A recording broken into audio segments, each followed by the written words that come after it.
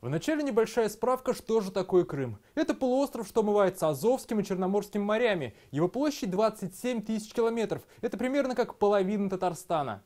В Крыму живут более 2 миллионов человек, представители 175 национальностей. Самые многочисленные русские, украинцы, крымские татары. Исходя из того, что это приморский регион в субтропиках, экономика Крыма – это в основном судостроение, туризм, виноделие.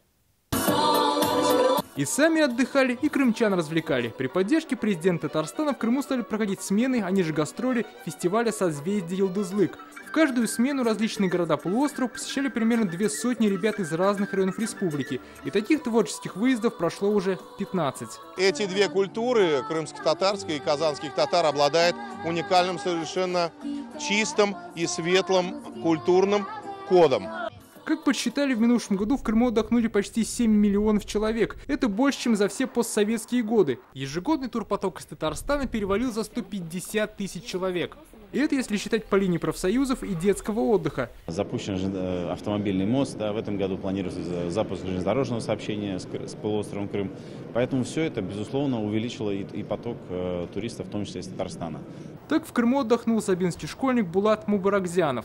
Я все спорты перепробовал, и настольный теннис, и плавание, но потом я решил заняться искусством. Между Татарстаном и Крымом растет и товарооборот. Он превысил 2 миллиарда рублей. Наша республика в основном поставляет автомобили и продукты питания, а закупает продукцию виноделия. Динамика межрегионального товарооборота с Крымом имеет тенденцию к росту. По данным Татарстанстата, товарооборот между Татарстаном и Республикой Крым с 2014 года вырос более чем в 10 раз, а с городом Севастополем почти в 50 раз. Направлений сотрудничества Татарстана и Крыма множество. Наши ученые-историки помогают своим коллегам сдавать научную литературу о полуострове. Наши вузы готовят управленческие кадры для Крыма. Так его экономика и госслужба получили более сотни специалистов. Люди в рамках образования, в рамках общения в чем-то становятся друзьями, в чем-то партнерами.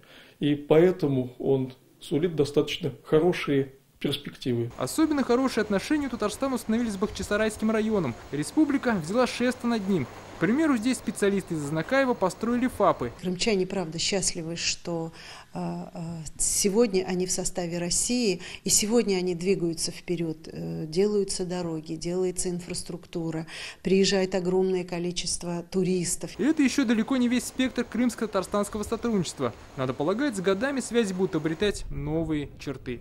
Дмитрий Арин, Александр Лобанов, Андерсон Тальцев, ТНВ, Казань.